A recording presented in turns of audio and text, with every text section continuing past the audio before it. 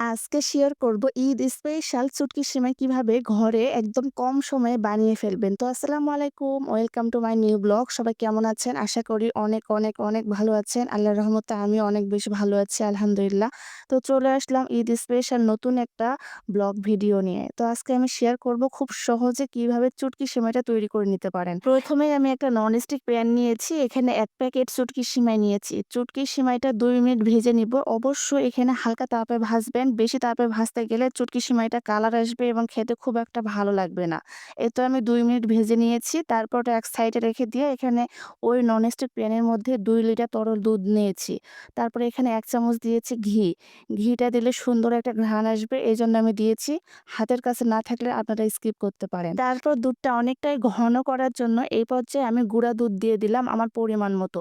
যেরকম দুধ নেবেন সেই হিসেবে গুঁড়া দুধটা এড করবেন। তাহলে দুধটা অনেক বেশি ঘন হবে এবং খেতে অনেক বেশি ভালো লাগবে। দুধটা যখন খুব ভালোভাবে ফুটিয়ে আসবে এই পর্যায়ে আগে থেকে ভেজে রাখা চুটকি সেমাইটা দিতে হবে। সেমাইটা দেওয়ার পর খুব ভালোভাবে দুধের সঙ্গে মিক্সড করে নিব। মিক্সড করার পর এই পর্যায়ে চুলার হিটটা একদম লো হিটে রাখবেন। তাহলে সেমাইটা খুব ভালোভাবে সেদ্ধ হবে এবং দুধের পরিমাণটাও ঠিক থাকবে। এই তো আমি একটু সময় নিয়ে চুটকি সেমাইটা সেদ্ধ করে নিব। এই সেমাইটা একটু হাতে সময় নিয়ে করতে হবে। ঝটপট করা সম্ভব না। কারণ সেমাইটা সেদ্ধ হতে কিছুটা সময় লাগে। এই তো আমার সেমাইটা মোটামুটি একদম সেদ্ধ হয়ে গিয়েছে। এই পর্যায়ে আমার উপরের দিকে অনেকটাই সর জমা হয়েছে। এই সরটা আপনারা ভেঙে না দিয়ে এভাবে জমা রাখতে পারেন। তাহলে সেমাইটা খেতে আরো বেশি ভালো লাগবে আমার কাছে। তো এই পর্যায়ে আমি আগে থেকে কোড়ানো নারিকেল দিচ্ছি। আপনারা চাইলে ফ্রেশ নারিকেল কোড়ানোটাও দিতে পারেন। আমার কাছে ফ্রিজে ছিল সেটাই আমি এড করে দিয়েছি। এ পর্যায়ে কনডেন্স মিল্কও এড করতে পারেন। আমার কাছে ছিল না। এজন্য আমি লাল চিনিটা এড করে দিয়েছি আমার টেস্ট অনুযায়ী। তারপর আবারও খুব ভালোভাবে সবগুলো মিক্সড করে নিব। আর এই পর্যায়ে আমার দুধটা অনেকটাই কমিয়ে এসছে এবং ঘন হয়ে গিয়েছে। আর সেমাইটাও খুব সুন্দরভাবে সেদ্ধ হয়ে গিয়েছে।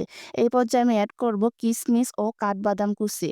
আপনাদের হাতের কাছে যে কোনো বাদাম থাকলে সেটাই এড করে দিতে পারেন এবং খেতে ভালো লাগে। আর যদি ভালো না লাগে অনেকেই স্কিপ করে দিতে পারেন। আমার কাছে ভালো লাগে এজন্য আমি একটু পরিমাণে বেশি দিয়েছি। এই পর্যায়ে টেস্টটা আরো বেশি ভালো আসার জন্য আমি মোরব্বা কুচি দিচ্ছি।